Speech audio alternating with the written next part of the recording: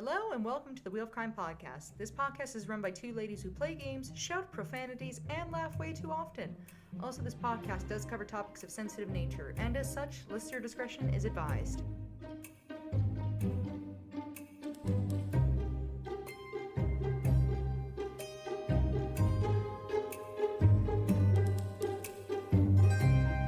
Hello, and welcome back to the Wheel of Crime podcast. My name is Jen. My name is Emily. I have a very special co-host today. My cat, Clover, has decided that the microphone belongs to her. Aww. She's more interesting than you anyway. Definitely. She has a lot more to say than I do also, so. And she's got the brain cell amongst all three of us. She does. I just wish she wouldn't stand right in front of the microphone because I'm sure I sound like I'm talking through a cat body right now because I am talking through a cat body. But yeah. You know what? That's just how she goes. But this last week, you and I have spent a lot of time talking about house stuff. I feel like we need to talk about something fun for our listeners. So, I know that you've been on a embroidering kick. Or you started one over the holidays. Is that still a thing? Yeah, so I got very into it I started kind of in August. And then I got really into it kind of in like October-ish because I wanted to make one for Emily and for my sister-in-law for Christmas, which I did. And then I started another one for our nurse friend, which I'm going to give to him next time I see him. Oh, cute. So I have to finish that. Yes. Gotta finish that. I'm like, that's expeditiously, my friend. And then I started one for myself as well, but it's like, so like the ones I did for like so far were kind of like simpler designs, so a little bit more beginner friendly. Yes. This one that I just started for me is like definitely a little bit more of a challenge, way more advanced, so I'm kind of intimidated, but I will start that once I have my life together. I mean, and I find it. If you've been asked for it's in months, a box somewhere. I'm sure you're prepared for it. I know the one you gave me looks really good. I hung it up on my wall pretty much the same day, so. I was literally finishing yours on Christmas Eve, like sitting talking to people over Christmas dinner, embroidering your gift. That just means it has the Christmas spirit in it. It's extra special. Yeah. It is, truly. And half a season of Love Island, so. Well, that's really all I've ever wanted. I think what I like the most about Love Island, I did try watching it on my own. It just doesn't have the same fun value as it does watching it with you guys, because it's like everybody catches different things, it's just different. Yeah. I love it so much. It's become like my comfort show now. Like we just started Love Island All-Star Season 3. So Helena's back. We finished Season 11 of the UK, so like some of those people are back too, so like I'm just like the crew is back together. We get to see Sean the Candyman. Sean the Candyman's dating Helena. Oh god, not the Candyman. I was thinking about him the other day, not like him as a person because I haven't watched the show enough to like remember what he looks like, but just like his pickup lines. I was like, oh my god, like such a loser. Yeah, you look just like a fizzy peach. Oh, you be a watermelon. See, and here's my thing though. That specifically gives me the ick because it doesn't make any sense. Like, I love candy. Like, I feel like if somebody came up to me and said something that was like a personality read of a candy on me, or at least funny, that would be fine. But it's like, remind me of red licorice, and it's like, shut the fuck up. Who are you talking to right now? So, you know what's so funny about what you just said? What? So, because we're watching All Stars now. So, Sean is on it, and so is Helena. And there's another girl, Belle. And so, the first episode of Love Island, they always do, like, some sort of challenge to, like, see compatibility. And that's how they, like, get the first couples together. Right. So, the challenge for this season was, like, you have to put like a good sash on someone and say like why you think they'd be good for you, and a not good sash on someone and say like why you think that like they would not be good for you. And this one girl went up to Sean, put the not good one on him, and she's like, I don't know, just all of your candy pickup lines really creep me out. That would have been me.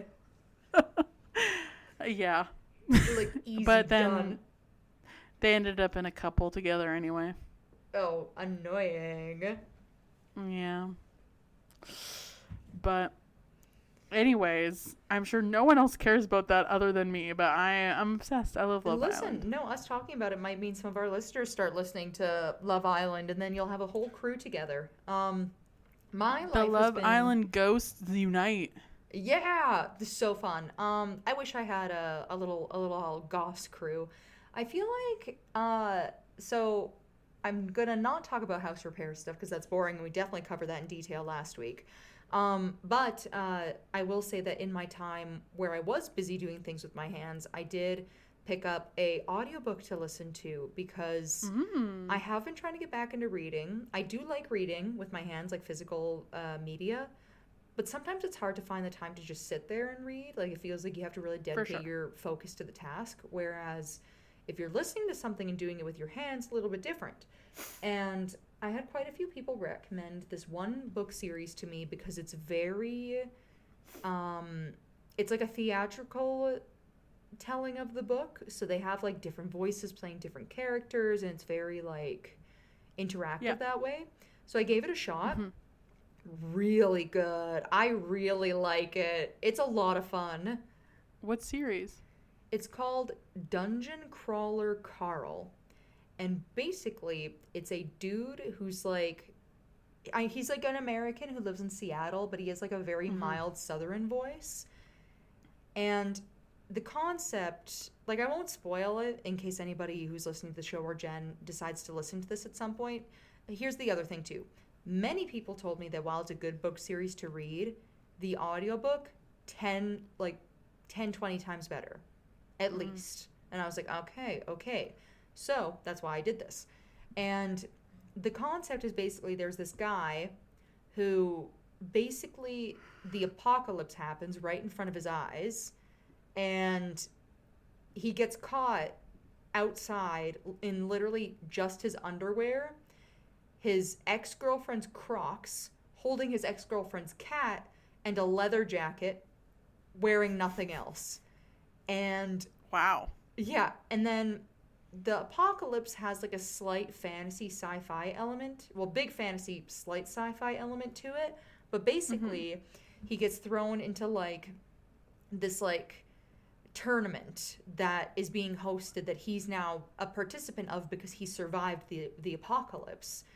And he's having to go, and that's why they call it Dungeon Crawler Carl, because he's basically in this dungeon, like, trying to accomplish different tasks and do these different levels with his crew, which is him and his ex-girlfriend's cat, Princess Donut. And it's just, like, it's written in such a fun way, because this guy... So Carl is extremely no-nonsense. Like, he's, like, ex-military or something. And... it's just the fact that he's in there with his ex-girlfriend's cat, who's like a purebred Persian cat who used to be like a tournament cat, and they're trying to like do this stuff together. It's completely bananas. Like, the entire thing, completely insane. And then I got to a point... It sounds crazy. But it's fun. Like, it's so fun, especially with all the different voices, because it's actually like... It's a really interesting dynamic. And then... so this isn't a spoiler thing, but there's like a part in the book where it kind of like fades in where there's like a narrator almost to like what they're doing because they're a part of a tournament. So there's like a host, right? There's somebody who's like dictating their actions through the book. And because he doesn't have any shoes on, at one point they were like doing something where he was like stepping on a lot of bugs, and the narrator is like getting horribly turned on by like him stepping on these bugs. It's like, oh, and Carl is here like with his big broad feet squishing all these bugs. I fully was standing in my house like aghast. I was like, what is happening right now? Like, it's so fun. I can't wait until I have a next, like, moment where I'm doing something that's, like, a brain-free activity so I can actually, like, lock in again. But it's also dark. Like, it's fucked up. Like, there's a couple things that happen where you're like, oh, shit, like, this isn't, like, ooh, we're having so much fun right now. There's some pretty serious shit going on in the background, which is just, like, excellent. I love that. That's so good. I love that for you. Honestly, a good audiobook just like, oh, that fills me because I'm like an audiobook girl because I love listening to them on my walks with my dog. Mm-hmm. But I also walk like would be a great one. Yeah, I love having an audiobook to listen to on my walks, but I usually am also like reading like a different physical book as well because I like both. Mm-hmm. So, I don't know. I feel like a good audiobook just like hits so different. You'll love to hear this then because pretty much immediately after I started listening to this, I had somebody else tell me that Lights Out, which is that stalker romance book that I recommended to you forever ago, apparently also has a dynamic retelling audiobook. And the guy who voices the dude apparently sounds very sexy. I'd love to find out one day. I'm sure you will. And I probably will. But Jen and I could literally talk forever because that's what best friends do. But I have a story for you today. So should we just get into our wheel of questions? Yes. I'll spin. I'm the spinner now. You're the spinner now? This is weird. Oh my gosh, we've only been doing this since 2018. How the times have changed. Yeah, but you're always the spinner. I always say spin away, but now I can't say that because you have to say spin away, Jen. What I'm saying is that we're almost coming up on 10 years of the show, and now it's finally your moment. Whoa. Don't say it like that. Don't ever say that to me ever again. The panic in Jen's eyes was really good. That made it worth it. Whoa. Okay, I'm just going to spin the non-satisfying sounding wheel.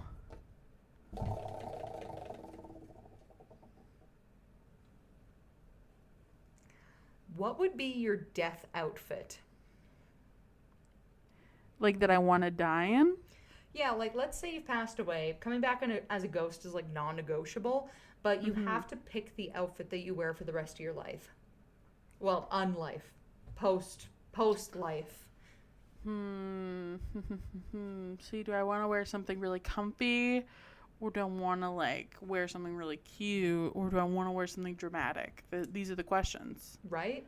I think dramatic. I think if I'm going to be living in it forever, I want to go dramatic, you know? Yeah, but like dramatic how? Like opera or something? You know? Like maybe like a flaming wedding dress so people think I'm like a scorned bride or something. I mean, that'd be pretty good. That would be pretty good. Even though happily married, but like it's never too late, I guess. Just for the vibes, right? Yeah. That's good. I don't know. See, I thought about this too, and I was like, well, my definitely something flaming. Yeah, my personal thing would be to like comfort, but also if you're dead, I'm assuming that doesn't matter anymore. So then it's like, well, what about like something like really cool and fashionable? So I decided with like one of those like really like high-end fabulous outfits you'd see on Pinterest that are like definitely uncomfortable to wear, but they look really good, but it can also be on fire. I love that. I think the on fire element is really what like amps it up to another level, you know? Like fire couture is what I'm thinking. I love fire couture. It's my favorite thing. Me, you, and Katniss Everdeen.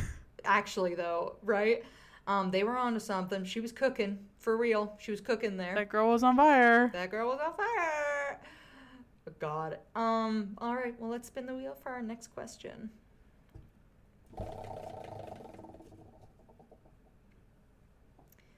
What would be an embarrassing way to haunt people?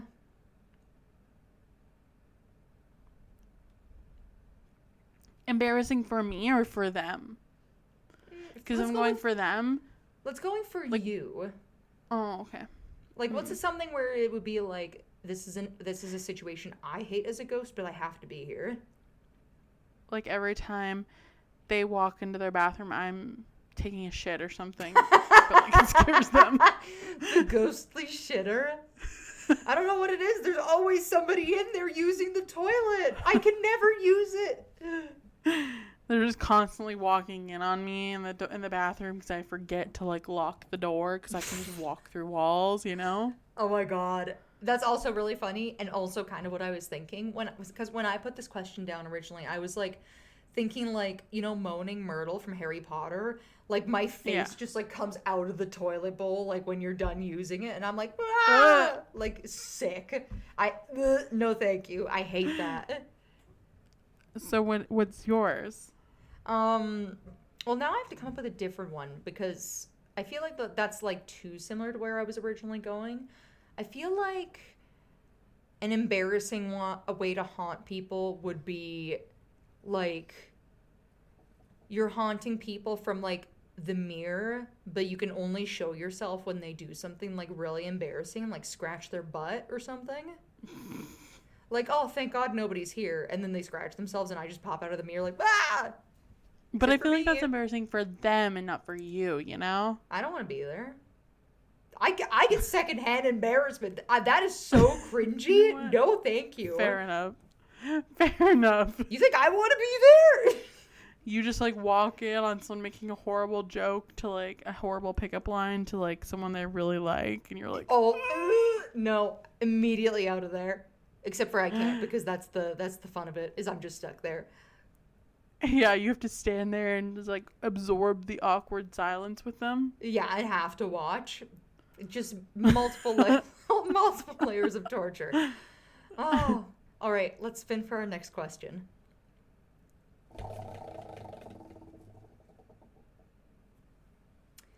What would be your ghost color?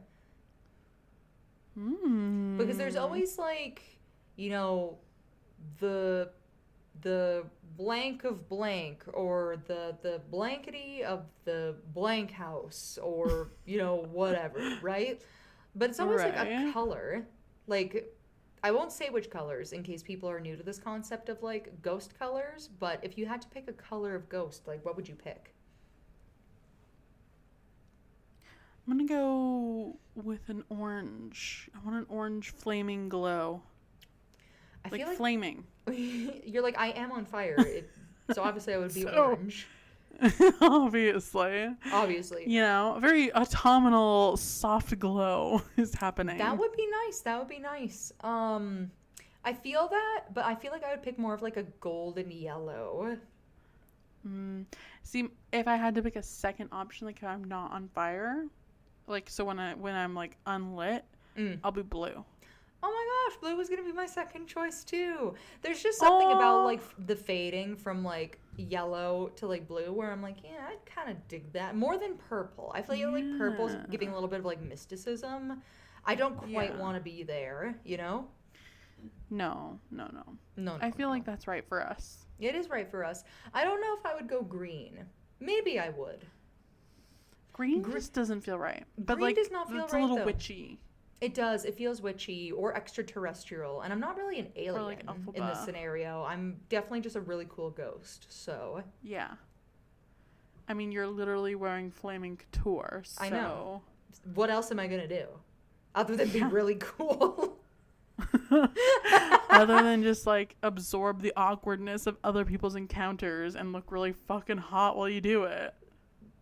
That's life, I guess. I don't know. Oh my god. I like how this is very mildly giving. Like, what color would your mermaid tail be? Well, obviously. Iridescent. Yeah. We do not need to get into that. So, let's spin for our last question. Okay. If somebody dedicated a nature reserve to you, what animal would represent you? Probably a bird. Yeah, I had a feeling you'd pick that. Because it's also... Because I'm a white lady. Well, this is also true. But you're not just your regular white lady. You're the white lady who has blue eyes and listens to Taylor Swift. Like, it doesn't get more white than that. It's true. Did you see that TikTok trend where they're like every white person's got a bird in their house and not a living bird, like a bird figurine? And I'm like, literally, I'm surrounded by them. There's See, so many. I didn't see that video specifically. I did see videos of people referencing that video, and I was like, oh yeah, I'm toast. I have so many birds around here. Owls Yeah. specifically, I love a good owl. I might even have a bird in this room with me. I fuck with a goose. I fuck with a chicken. I fuck with a little sparrow. Yeah. Oh, the little sparrows are so cute. I love the little woodland ones. They just have that little je ne sais Whimsy. quoi. I literally have a picture of a bird over there. I was See? like, I don't think I have one in this room, but I do. I actually don't have a bird with me in this room right now. I don't think. Unless there's one on one of the tapestries that I can't see right now, which is totally possible. But yeah, I got all the bird tchotchkes. I got bird pictures. I got a real live bird in my house. So like, That's true. You got the OG of bird decorations, which is just actually a bird. A living being, yes. Yeah. Okay, so what animal would you be? I would want a cat one, specifically because I know there's a lot of cats that need to be rescued, and I feel like a cat sanctuary would be like a great place for that. But if we're going off of vibes, I kind of like the idea of like a fox sanctuary. Ooh, that would be cute. Right? It's just like niche enough, and I actually think foxes are really cute. They're like little feral cat dogs. I don't know. They got a little something to them. They got a little extra sass. I do. I love a sassy little fox. Yeah, those are my questions. Do you think you can guess what my story is for you today? I feel like this is cheating because we did discuss what it was before. We did, but did you remember? It's about a ghost lady. Yes, it is a ghost lady. I'll just go ahead with my description. And yeah, we did review before the show because I was having trouble remembering if I've actually covered her yet or not. I had a slight kerfuffling with my notes where some stuff saved appropriately and other stuff didn't. But we'll go ahead with today's story because I don't think we actually have covered it because it's a little bit longer than my last one. So, but either way, the Black Lady... We'll all find out together. Yeah. The Black Lady of Bradley Woods is a ghost which reportedly haunts the woods near the village of Bradley, Lincolnshire, England. Alleged witnesses have described her as being young and pretty, about 5 feet 6 inches or 168 centimeters tall, dressed in a flowing black cloak and a black hood that obscures her hair but reveals her mournful, pale, tear-soaked face. According to the legend, she has never harmed anybody and has only ever proved to be a pitiful and unnerving sight. So she's minding her business. I don't hear anything wrong with that. This is my thing. I'm like, okay, so you saw a ghost. True, that is scary. She's just crying and minding her own business. Pretend you didn't see her. You think she wants to be seen? Like this? Literally. Like, if you saw me crying, no, you didn't. No, Living you or actually dead. didn't. Mind your own business. Mind your own business. Those weren't for you. They were for me. Yeah, exactly.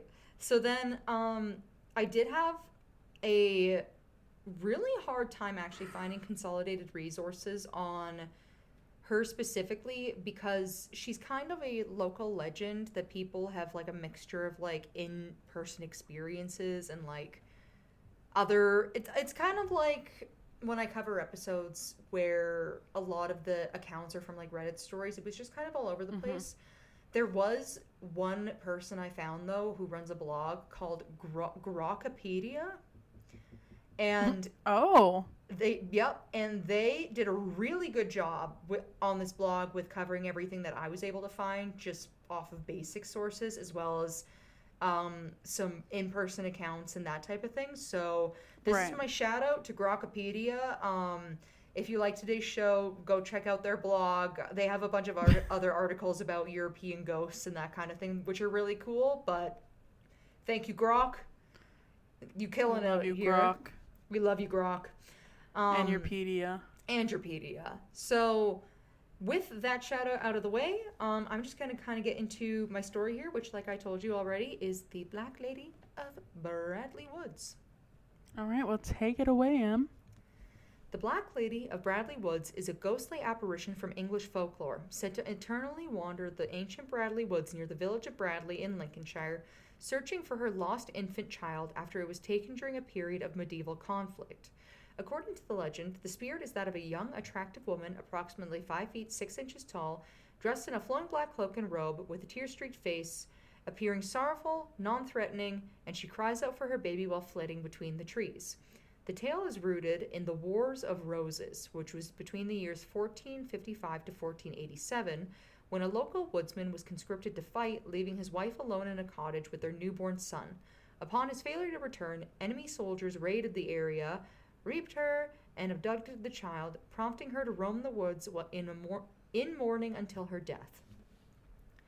Some variations attribute the events to the earlier Second Barons' War, which was 1264 to 1267, during which the wife was attacked by horsemen who abducted her child, and the Black Lady is considered harmless, serving as a cautionary tale in local tradition to deter children from venturing to the woods alone. And she is reportedly summonable on Christmas Eve by shouting the taunt, Black Lady, I've stolen your baby," 3 times at the site of the former cottage. That just seems rude and insensitive. Isn't it? I was like, there's nothing about this story up until this point where I was like, yeah, a child should want to summon her for what? So she can cry? So she can see you and be like, I miss my baby? Like, why is that fun?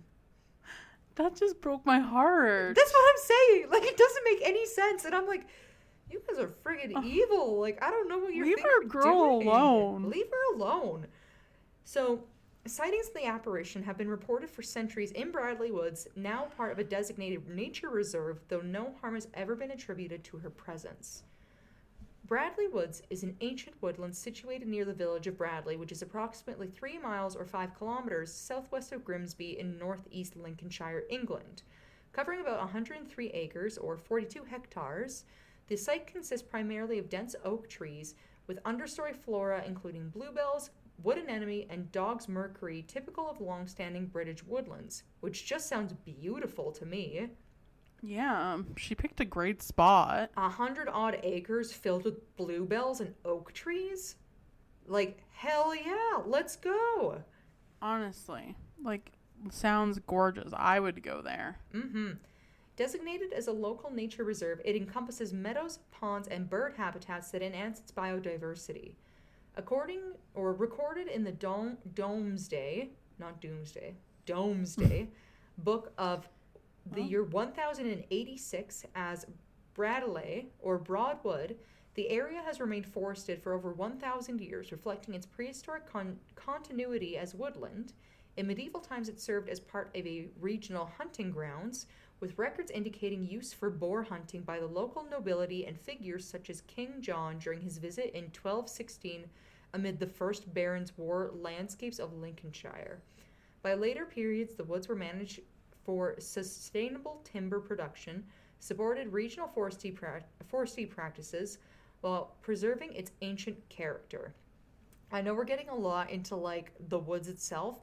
I just think, though, there's something so fascinating about specifically British history. It is so hoity-toity. In the best way. In, like, the best way. You know? Like, they love the drama. Yeah, I'm like, oh, in the Bradley Woods where the king would go hunt boars with the nobility. It's like among the bluebells. It's just such a scene, right? I'm honestly here for it. Like, they're painting the picture, they're creating the drama, and I think it's iconic. Mm-hmm.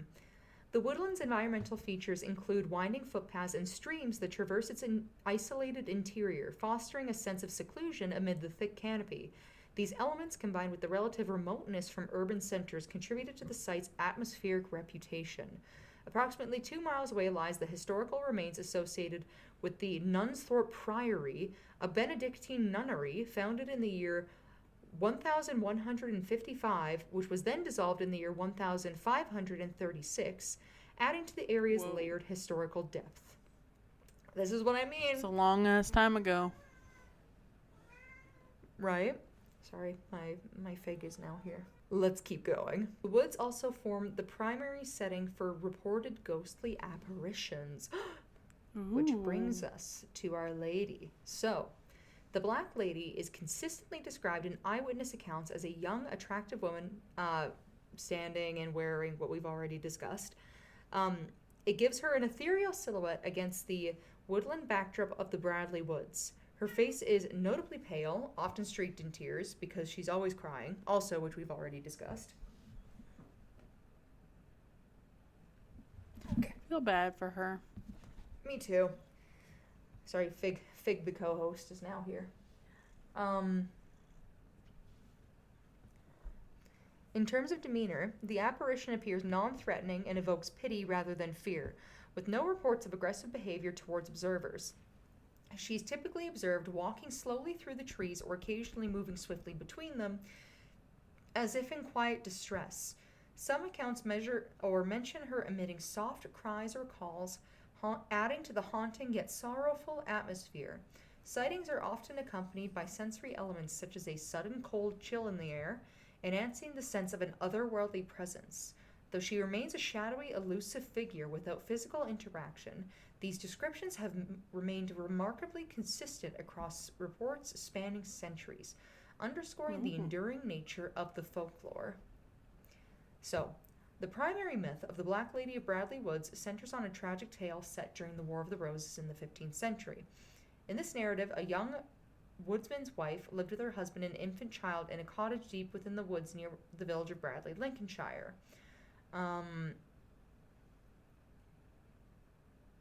Okay. So I just wanted to make sure it wasn't forward one of the descriptions I gave earlier. So, when her husband was conscripted to fight in the conflict, leaving her alone and vulnerable, she fell victim to a brutal assault by 3 passing horsemen, soldiers from the opposing side, who not only violated her but also abducted her baby, riding off with the child into the night. Devastated by the loss and betrayal, the woman wandered the dense Bradley woods in a state of profound grief. Despite searching for her stolen child while calling out in sorrow, her anguish proved insurmountable. Heartbroken and alone, she eventually perished in the woods, her body succumbing to despair, and without the souls of reunion or justice. Upon her death, her spirit is said to have returned, condemned to internal unrest as the Black Lady, a spectral figure clad in a flowing black cloak and hood, perpetually roaming the same paths, her mournful cries echoing through the trees as she continues her futile quest for her lost infant. A key element of the legend involves a ritual to summon the apparition, which we've lightly touched on earlier, in order to exploit the spirit's unresolved pain. Fucked up, but okay. Rude. Yep. So this tradition, as I mentioned before, is on Christmas Eve, where I don't want to bring her here, so I'm just gonna say, Black Lady,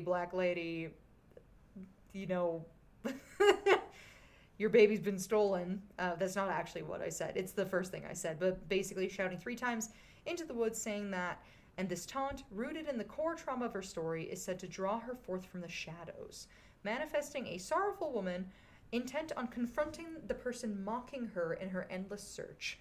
While some variations attribute her identity to other figures, the dominant folklore emphasizes this woodman's wife as the central tragic protagonist. One prominent alternative explanation posits that the Black Lady is the ghost of a nun from the nearby St. Leonard's Priory in Nunsthorpe, which was an Augustinian nunnery, which is the same one that we brought up before, but it was dissolved during an event called the Dissolution of the Monasteries, which was held under King Henry VIII, whichever Roman number that is, I do not know. That's none of our business. That's none of my business. I am not Roman. This theory suggests that her black attire reflects the traditional nun's garb, though it does not directly connect her wanderings to the Bradley Woods, located about 2 miles away, to any specific priory events or punishments.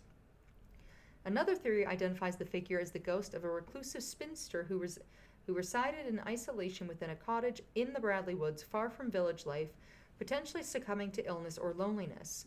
This version sometimes incorporates elements of witchcraft, portraying her as a solitary practitioner whose rumored practices led to social ostracism and posthumous haunting, exaggerating her eerie presence among the locals. Some accounts place the events during the earlier Second Barons' War, which I brought up earlier. I don't think I mentioned the years, though, which is 1264 to 1267, where the wife, fearing her child's safety amid marauding horsemen, hid the infant in the hollow tree, but then was unable to locate it afterwards, leading to her endless search through the woods.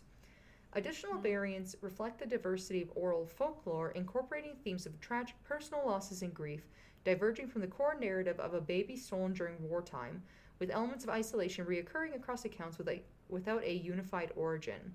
The legend's evolution stems from oral traditions passed through generations, likely originating as a cautionary tale to deter children from venturing into the woods alone, with no dominant version emerging until documented in the local press during the 20th century.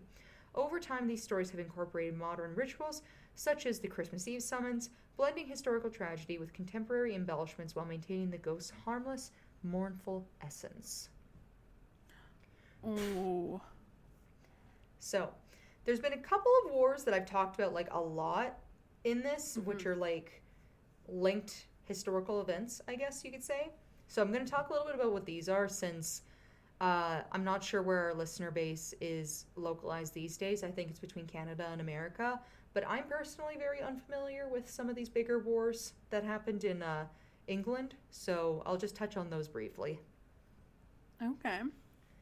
So the War of the Roses was a protracted civil war in England between the rival houses of Lancaster and York, marked by widespread violence, political instability, and economic disruption that extended to rural regions.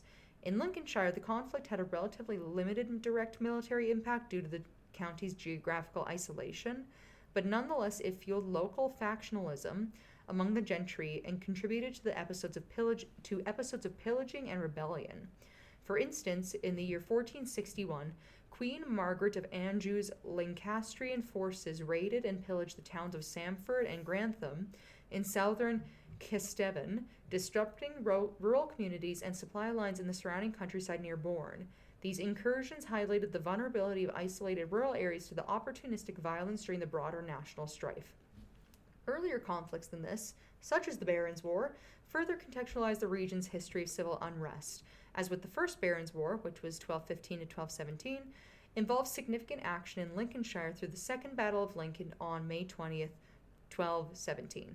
With Prince Louis of France, he saw intense street fighting in Lincoln, which spillover effects on the nearby rural woodlands and farms were then used for foraging and refuge by combatants. The subsequent Second Barons' War, 1264 to 1267, led by Simon de Montfort against King Henry III, extended similar patterns of localization skirmishes and royal reprisals across eastern England, including Lincolnshire, where baronial affinities drew on the rural networks for support. Basically, if you're not somebody who's, like, history-minded, a bunch of dudes in fancy pants all decided one day, yeah, we're just gonna beef with each other and spread rumors constantly.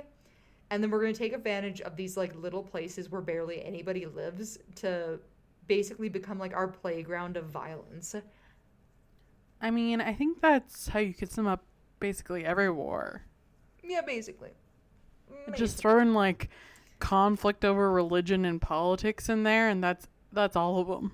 Yeah, and a lot of this was, I guess, politicking, so it was factions of people who agreed with King Louis III and other people who didn't, stuff like that. Literally your basic, why would people in tight pants in the year 1500 be beefing? Pretty much exactly what you think. No further explanation needed. Basically. So then there was also something called the Lincolnshire Rebellion, which was specific to this area, which was between the year 1469 to 1470, which was specifically a Lancastrian uprising, and it exemplifies this, beginning with a raid on the Gainsborough Old Hall by Lord Wells against Yorkist Sir Thomas Burgh, who escalated into broader unrest affecting northeast Lindsay's countryside. Gentry families such as the Wells, the Taleboys, and the Burghs were deeply involved, leveraging social affinities for raids and resistance. The rebellion lacked widespread support and was swiftly suppressed. The socio-economic fallout from these wars exacerbated instability in rural Lincolnshire, leading to heightened lawlessness and reports of crime, including assaults, murders, and abductions in isolated areas. Abductions were often tied to property disputes or forced marriages in medieval England, judicial corruption, and gentry-led violence, as seen in criminal activities of figures such as William Taleboys, who was implicated in murders and attacks in the 1400s, undermined local order with King's Bench cases involving Lincolnshire gentry rising from 14% in 1450 to 28% in 1460. Post-1471 land forfeitures, and redistributions to Yorkist loyalists like the Hastings family furthered alleged rural power dynamics, though gentry wealth and structures largely endured. So, in case anybody was wondering, this is a lot of like old boys club type stuff. So, these people who are leading the local disputes are like the kids, like the young men of families who are involved in bigger political disputes, who are then taking their personal beef to the countryside, is kind of how that works. I see. So, it's interesting when you think of the fact that there's significantly more people alive today than there was back then. And this is the kind of stuff that they got up to. They're like, why don't we just, like, get some of the boys together and go kill some people? I mean, I think that people still think like that, unfortunately. That is true. Yeah, it's just a lot of these things, though, when you really get into them, you're like, medieval England was a time, I'll tell you what. It would have been a very interesting time to be alive. For sure. So then, the legend of the Black Lady Bradley Woods emerges from oral traditions, like we discussed earlier, specifically in this Lincolnshire area where a lot of the uprisings were happening. And specifically within Lincolnshire, it's an area called Grimsby, where it was shared among villagers and woodsmen, as the ghostly tale was tied specifically to the landscape itself. These stories predate written records, serving primarily as cautionary narratives to deter children, prior to kind of where we're sitting with this legend today, because stuff like this was a common motif in regional folklore for the time period. Early written documentation of the legend appears in 20th century compilations of Lincolnshire hauntings and folklore, where it is described as a spectral woman in black wandering the woods in search for her lost child, which we know because I've only mentioned it like 10 times, in case you forgot. But, for instance, it was recorded in the paranormal database as a haunting manifestation with roots in local legend, emphasizing its role in English supernatural traditions, because this is considered one of the originals. Ooh, the OGs. Yes. So this is an OG English ghost story. So then, regional histories and ghost story collections from the mid to late 20th century onward further document the tale, helping to preserve and spread it among oral transmission during the community, with the earliest known reports of sightings dating back to the 1960s. Despite its prominence in modern accounts, gaps in historical records persist, with no verifiable pre-19th century written records identified, indicating the story's probable evolution from broader woodland spirit lore into the distinct local narrative. Excuse me. He's scratching to get into the closet. Dude! There could be something good in there. I think he's bored. I'm just going to keep going. So, historical sightings of the Black Lady of Bradley Woods are preserved, like I said already, through oral folklore traditions and also some written accounts, where residents reported encountering a cloaked female figure along woodland paths. She silently glides through the trees without approaching or interacting aggressively. Such accounts contributed to the enduring oral traditions of the region, often shared amongst the Grimsby area communities, to invoke caution about venturing into the woods after dark, which makes sense. So then, these pre-20th century narratives were frequently integrated into seasonal folklore, particularly tales recounted at Christmas gatherings, where villagers claimed that the Black Lady made annual appearance tied to a summoning ritual, which we've discussed before, on Christmas Eve. This reinforced the ghost role in local storytelling, blends the reported sightings and the moralistic warnings to keep children safe, specifically during winter nights, and to enforce a sense of community bonding and to discourage children from wandering at night, specifically in winter, which I think is fair. Gotta scare them into compliance. I get it. Right? And as it is with these older oral tradition ghost stories or folklore stories, these are patterns that also tie into historical accounts of what's going on at the time, such as the civil unrest we covered in great detail, which I definitely don't need to talk about anymore. When you take into consideration prominent natural features like oak trees within Bradley Woods and at transitional times like dusk or during the holidays, it's always portrayed as a non-threatening presence focused on searching the undergrowth. No violent or harmful actions were noted, aligning with the spirit's depiction as a sorrowful wanderer than a malevolent spirit. Which again, it's like every time she comes up, it's like she just is crying and looking for her baby, and people keep wanting to antagonize her for some reason. They just don't like that she exists and is taking up space, I guess. Yeah, I guess they're like, listen, we only have so many oak trees in these woods that we want to enjoy. You can't be here. Stop crying. Right? I get it. You're sad. I'm like, So, just let her live. stop crying. We get it. Yeah, basically. Stop being so mean to her, guys. Right? So then, as it is with historical sightings with a lot of this stuff, credibility is like, not... Zero. Yeah, it's not a thing.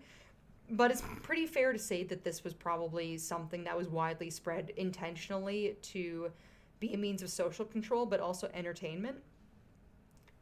As well as, like, a form of, like, community cautionary bonding, tale. Right? As far as historical sightings go, we've kind of gone over what basically has happened, which is documentation not really a thing. This is more so just, like, a shared verbal thing. But there has been some modern sightings of her.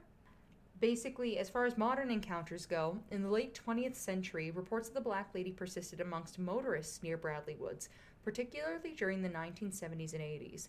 A notable account from 1977 described a witness driving along Bradley Road in the early hours who spotted a woman in black standing by a farm gate, beckoning as if seeking help.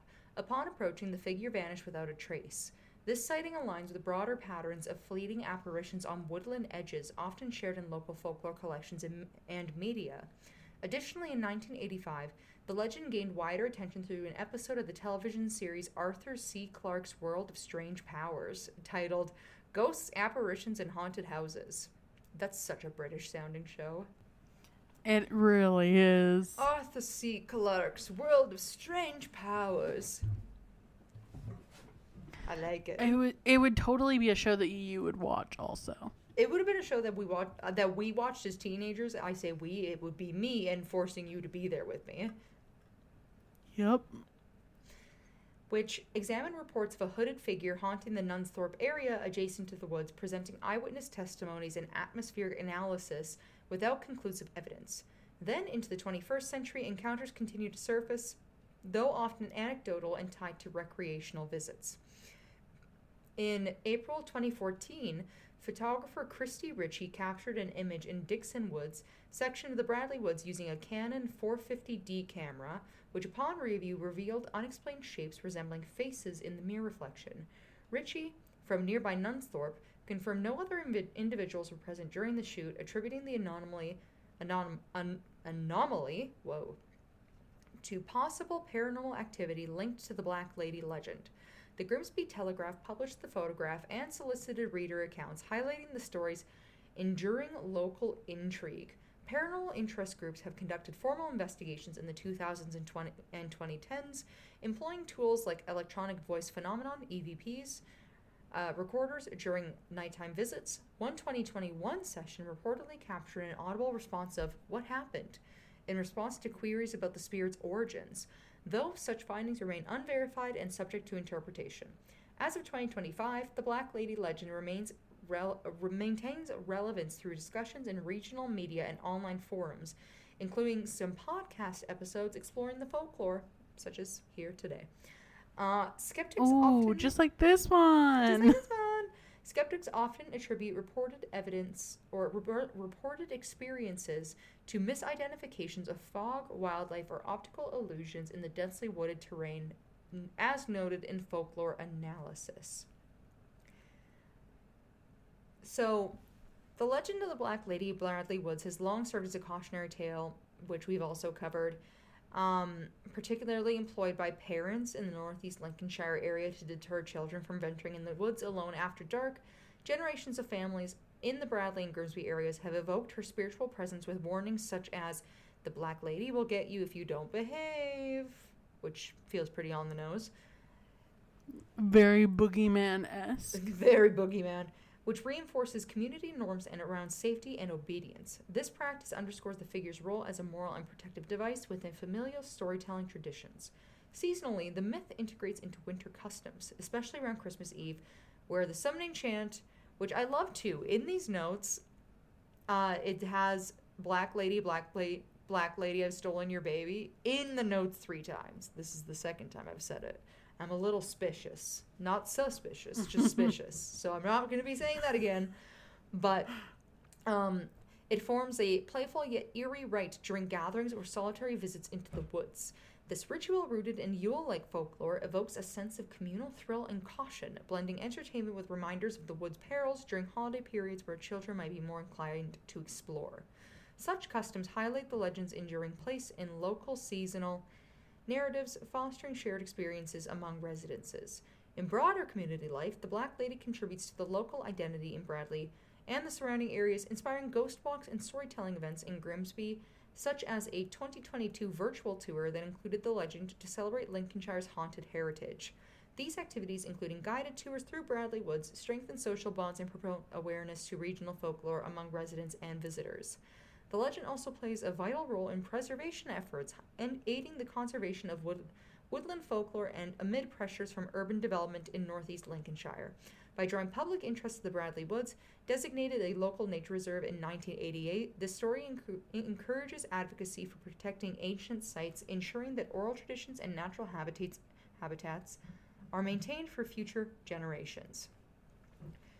The Black Lady of Bradley Woods has also appeared in various folklore compilations and online resources dedicated to British ghost stories. For instance, it is detailed in the folklore section of Mysterious Britain and Ireland website, which recounts the traditional tale of a grieving mother wandering through the woods in search for her lost child. Similarly, the Lincolnshire Folktales Project includes the story in its digital collection of regional legends, emphasizing its roots in local oral traditions. Local media in Lincolnshire has periodically covered the legend, often tying it to seasonal ghost stories or historical interest. A 2019 article in the Grimsby Telegraph described the Black Lady's appearances during Christmas Eve rituals, where locals reportedly invoke her by chanting to summon the apparition. BBC Humberside featured a 2022 video segment during exploring the tale's origins and Wood's haunted reputation, interviewing locals about its enduring appeal. In modern adaptations, the legend has gained traction through podcasts and online video content. The Haunts podcast devoted an episode in September 2024 to the Lady of Bradley Woods, delving into eyewitness accounts and the spectral figure's tragic backstory. Similarly, the Urban Legends Uncovered podcast aired a dedicated episode back in January 2025, examining the hauntings' atmospheric elements and cultural persistence. YouTube channels have produced exploration videos, such as a 2024 narration tracing to the legend of the War of Roses and a 2018 amateur ghost hunt documenting nighttime searches of the woods. Portrayals of the Black Lady have evolved from a purely terrifying folktale to a more sympathetic, melancholic figure in contemporary retellings, often highlighting these themes of loss and maternal grief rather than being just frightening. The shift is evident in online folklore discussions, such as in 2017 Hypnogoria blog series, which notes adaptations including modern vanishing hitchhiker motifs, like the ghost crossing roads and causing illusionary accidents, reflecting broader changes in how urban legends adapt to contemporary settings. And that, honestly, is my long-winded, super British story for you today. I was gonna say, anyone who does, like, investigations in the woods at night for these things, they're so brave. They're way stronger than I am. I could never. Never. I go camping, which is technically sleeping outside at night. That's already a lot. Now you want me to, like, you want me to talk to ghosts outside? I don't think so.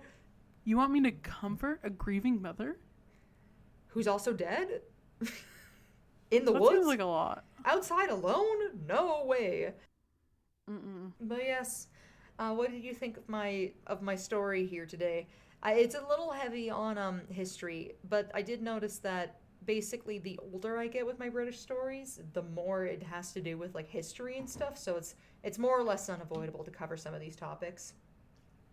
Yeah, that's fair. What was that chant again? Nope, not doing it. It's so catchy. I know you said it a couple times already, but maybe just a third time would help me remember. Just one more time, if you could.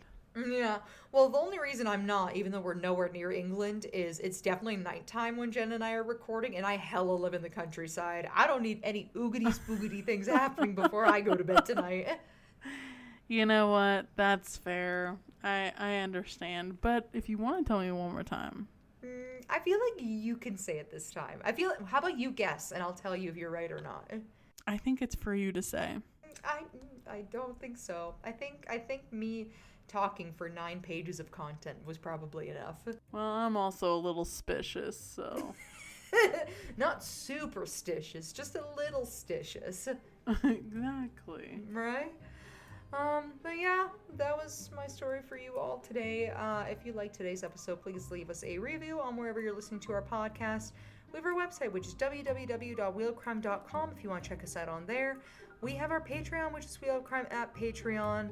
We have our email, which is wheelofcrime@gmail.com. And we have our social media, which is on Facebook, X, Instagram, and TikTok, all at Wheel of Crime. We do also have our Listener Stories forum up on all of our social media. If you listened to today's episode and you're like, I'm from there, and I know her, write in and I know her. I know her. Write in and tell us all about it, and you could get a feature on our next Listener Story episode. But we'll see you next week. Okay, bye. Bye.